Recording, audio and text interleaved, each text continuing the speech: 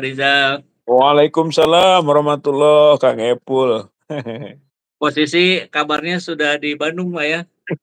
Alhamdulillah, alhamdulillah. Iya iya iya. Kabarnya, tadi malam di Polda Metro itu sampai dini hari, Pak, ya? Sampai tengah malam itu diperiksa? Nuhun dugi setengah 12 Setengah gitu. 12, Oke, luar biasa. ditabuh setengah 11. 13 Nyanyi jam kurang lebih. kirang langkung. Masya Kirang Allah. langkung. Jadi, sahabat semua, sahabat Ermo, ini ada 70 pertanyaan, 13 jam pemeriksaan. Ini, tentu pertanyaannya adalah apakah ini sedang mencari kebenaran atau sedang mencari kesalahan Pak Rizal Fadila ini? Ya, Nah, eee, bagaimana Pak Rizal, perasaannya setelah 13 jam diperiksa itu? ya kalau selintas kelihatannya memang bukannya mencari kebenaran, Ah, mencari kesalahan gitu ya. Kalau saya bisa tangkap gitu dari keseluruhannya, ya iya sebatas kemampuan memberi jawaban untuk tidak sampai ketemu kesalahan ya kita upayakan gitu ya. Tapi tidak tahu apakah dalam penilaian dia itu ada hal-hal yang bisa dikualifikasikan salah dan iya. masuk dalam frame-nya, itu walau alam lah. Tapi yang jelas bahwa semua yang ditanyakan ya kita jawab gitu kan, sebagaimana keharusannya dalam pemeriksaan, khususnya kalau sekarang kan penyelidikan sebagai saksi, begitu Kang Saksi Epul. Saksi atas laporan Pak Jokowi berkaitan dengan pencemaran nama baik, fitnah, dan juga pelanggaran Undang-Undang ITE pasal 32, 35 Undang-Undang ITE. Mhm mhm mhm. Nah, Nah, saya juga sempat menyimak, podcast Pak Rizal dengan Pak Refly Harun bersama, ya, advokat Pak Rizal ya, saya agak Pak lupa namanya. Pak Gunawan Parikesit. Pak Gunawan Parikesit. Itu, saya menyimak 1 jam lebih tadi pagi, memang nggak sempat nonton live karena live-nya sendiri tengah malam itu. Setengah dua. Iya iya iya.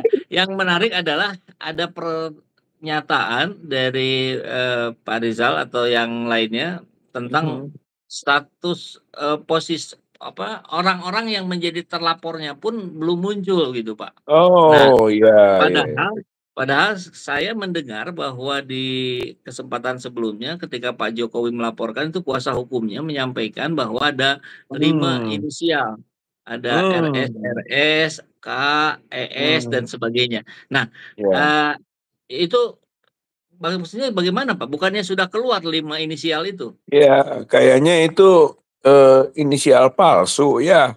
Ini zaman Oh, palsu gitu kan. Jadi oke oke. bukan saja indikasi atau dugaan ijazah palsu, tapi juga indikasi Inisial. inisial palsu.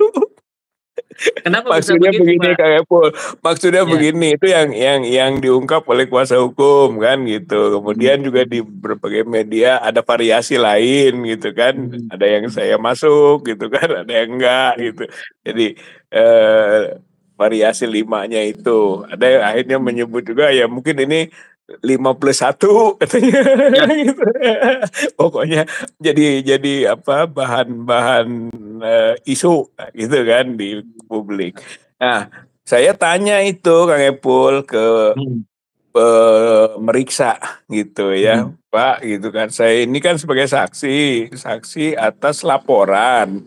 Laporan tentu ada terlapor gitu kan. Iya Nah, iya. terlapornya itu siapa? Sehingga saya menyaksikan apa yang saya dengar, saya lihat, saya ketahui berkaitan dengan terlapor kan gitu. Mhm. Rupanya jawabannya itu yang bikin ya agak mengejutkan juga begitu Kang Epul, bahwa Mhm. ini terlapornya dalam lidik, gitu. Mmm. Terlapor dalam lidik, ya rasanya juga masih agak bingung juga begitu ya. Kok terlapor dalam lidik, jadi diselidiki Ini dulu. istilah baru begitu yang Pak Rizal baru dengar Iya, atau memang sudah lazim? Tidak, gitu kan, tidak lazim terlapor dalam lidik gitu kan. Kalau karena ini masalahnya deliknya delik aduan gitu. Hmm. Delik aduan itu telah delik ya, delik yang seseorang dilaporkan atas penghinaan gitu kan, Ya, penghinaan atau ya. pencemaran nama baik atau fitnah. Itu karena itu si pengadu harus datang sendiri gitu Hmm. kan. Satu, karena dia yang difitnah, dia yang dicemarkan. Ya, Yang kedua, betul. ya harus ada siapa yang mencemarkan gitu. Siapa Hmm. yang memfitnah gitu. Nah, Nah, ini tidak ada. itulah yang kemudian muncul mungkin terpaksa dibuat inisial. Tapi itu adalah pola pengelabuan itu, Hmm. bahwa ternyata yang saya tanya langsung belum ada terlapornya gitu. Bahkan katanya nanti dari diselidiki dulu, saksi-saksi diminta keterangan dulu, baru katanya diketahui siapa. Lah, ini kok yang mau dilaporkannya nunggu dulu keterangan orang-orang yang sebanyak-banyaknya. Ya nggak bener dong itu dari sisi delik aduan tadi gitu. Sehingga Hmm. mulai kita pertanyakan, ini kok ada yang namanya terlapor dalam lidik Nah, gitu. Nah, gitu. Jadi ini diskursus hukum sebenarnya buat para praktisi ataupun akademisi bisa diperdalam ini gitu.